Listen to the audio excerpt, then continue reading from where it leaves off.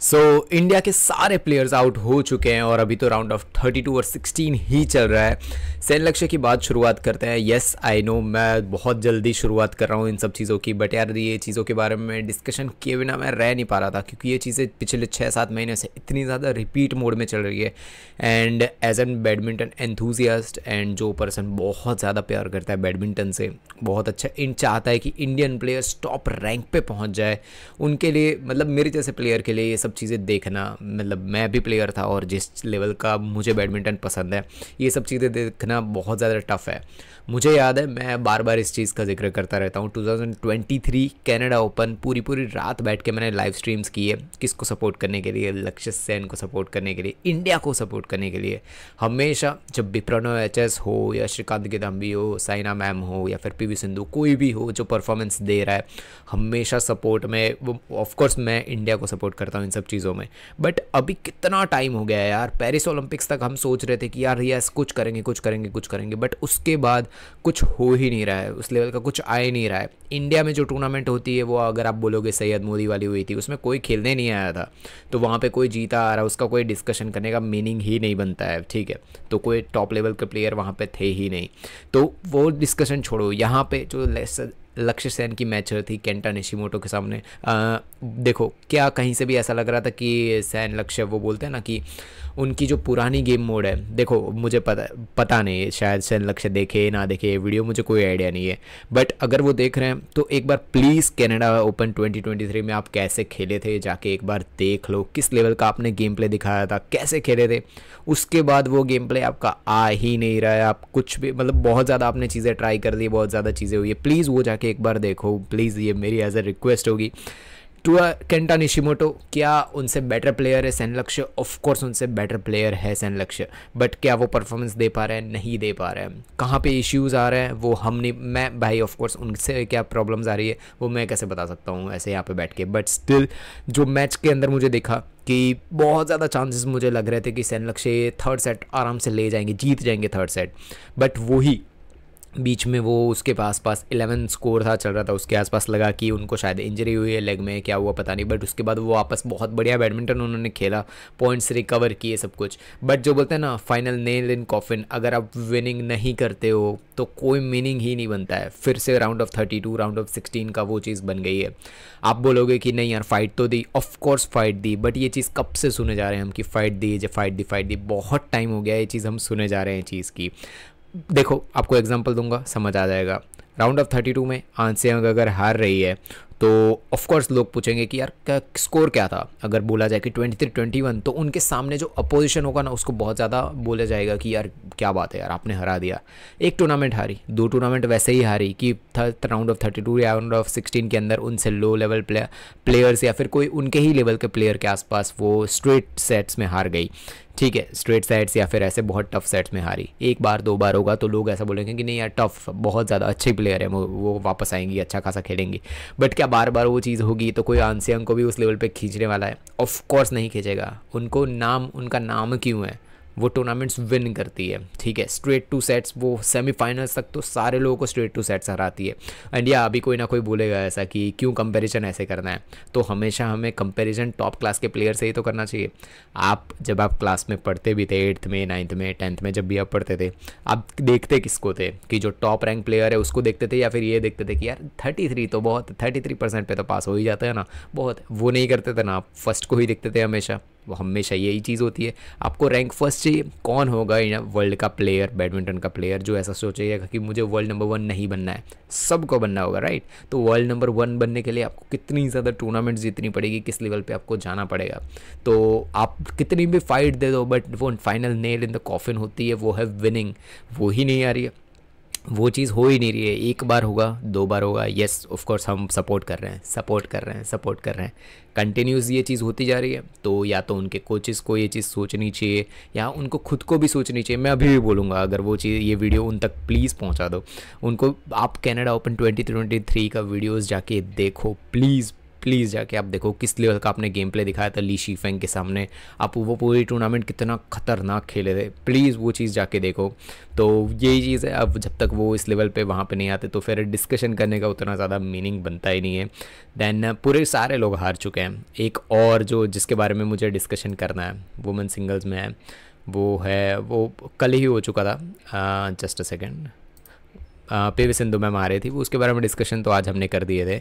Men's doubles देखो यार, ये दो वीक है, मेरा हमेशा कोई भी मैं टूर्नामेंट देखता हूँ ना, एक ओनली होप होती है, एक ओनली होप जो होती है कि साची, एक यही है जो मुझे भाई वही होप लेके रखे होते हैं कि यार वो ही जीतेंगे, वही टूर्नामेंट लेके आगे जाएंगे, वही इंडिया को सपोर्ट कर रहे हैं। मतलब इंडिया का जो बोलते हैं ना कि मैं दूसरों का पता नहीं, बट जब मैं टूर्नामेंट देख रहा होता हूँ तो मुझे होता है कि यस एक तो है भाई, एक तो हमारी टीम है।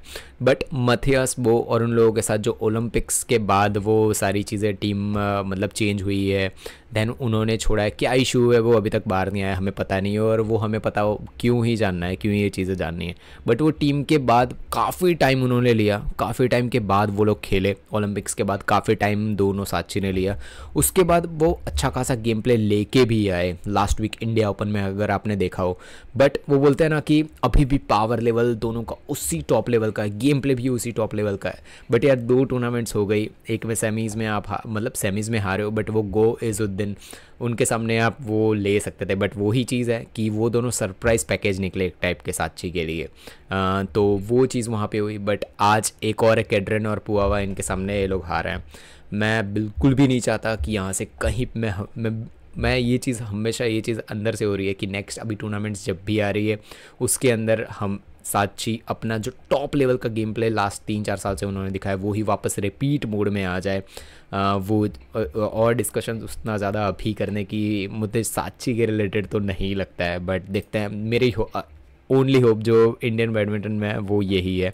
देन नेक्स्ट ये राउंड ऑफ 62 की बात, सॉरी 16 की बात हो रही है वैसे। देन वुमेंस डबल्स में हमारे पोनप्पा और क्रेस्टो थे।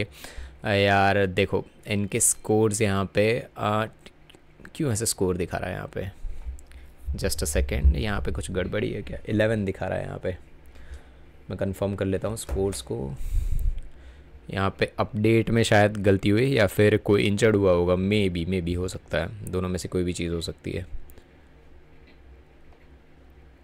अभी चल रहा है, सॉरी, ये तनेशा और क्रेस्टो वाला मैच अभी चल रहा है लाइव, और स्कोर जब भी मैं रिकॉर्ड कर रहा हूँ तो फर्स्ट सेट हमारे क्रेस्टो और पोनप्पा जीत चुके हैं। बस होप कर रहा हूँ मैं कि वो क्वार्टर फाइनल्स में जाए, वरना इंडिया का जो पूरा स्क्वाड है वो ही यहाँ पे फिनिश हो जाएगा। तो ये मैच एक है हमारी वुमेंस डबल्स की। देन जो मिक्स डबल्स की बात की जाए, ध्रुव कपिला और क्रेस्टो थे।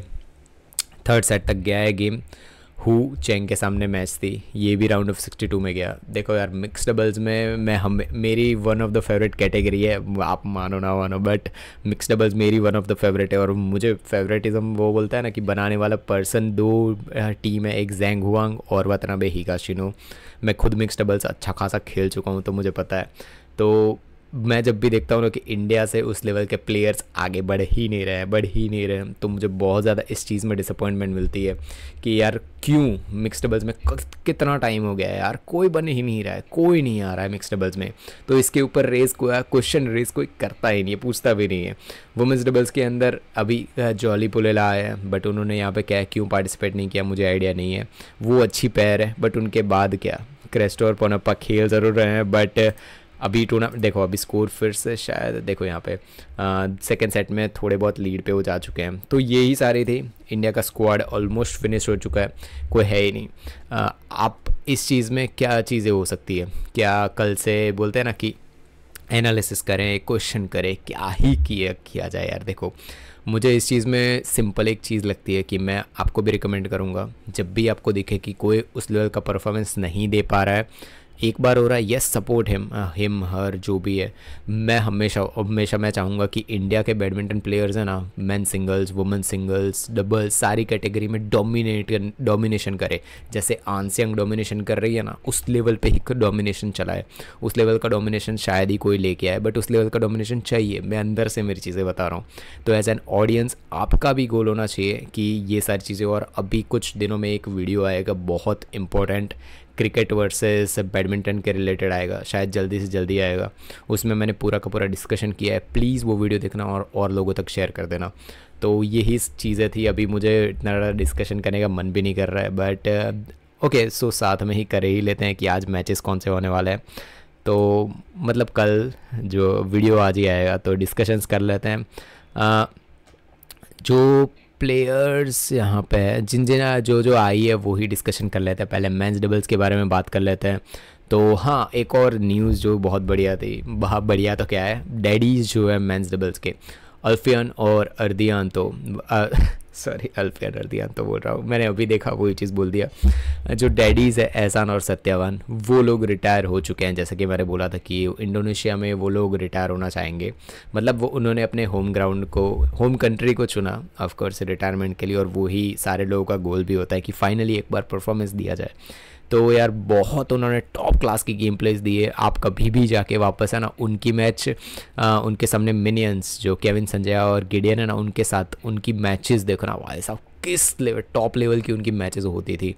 तो वो जाके वापस देखना, कभी रिविज़िट करना। तो क्यों उनको डैडीज़ बोला जाता है, क्यों टॉप लेवल की बैडमिंटन वो दोनों दिखाते हैं।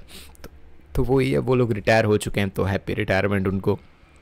और मैचेस के बारे में डिस्कशन अभी मन ही नहीं कर रहा है, क्योंकि यार जो परफॉर्मेंस अभी आ रहा है, अभी मन नहीं कर रहा है यार। और ऐसे ही बहुत बढ़िया बढ़िया देखो, एनालिसिस वीडियोस देखना है आपको और डिस्कशन बैडमिंटन के रिलेटेड चाहिए ना, सिर्फ बैडमिंटन, कोर बैडमिंटन, तो प्लीज़ सपोर्ट करो और लोगों तक भेजो। या फिर देखो यार, जब तक आप लोगों तक नहीं भेजोगे, जब तक ऐसे इंसाइटफुल वीडियोस नहीं आएंगे, क्वेश्चनेबल वीडियोस नहीं आएंगे, तब तक नहीं चलेगा। वरना मैं भी कल बैठ के आपको प्रोडक्ट सेल करना शुरू कर सकता हूँ कि ये ले लो, ये ले लो, ये ले लो। आप समझ रहे हो, जो चीज़ें बैडमिंटन के रिलेटेड होती है, कोई ये सब चीज़ें के बारे में डिस्कशन नहीं करने वाला है। तो प्लीज़ सपोर्ट करो, वरना फिर यार देखो, पैसे जहाँ पे ना हो तो फिर आप वहाँ पे ज़्यादा सस्टेन नहीं कर पाते हो।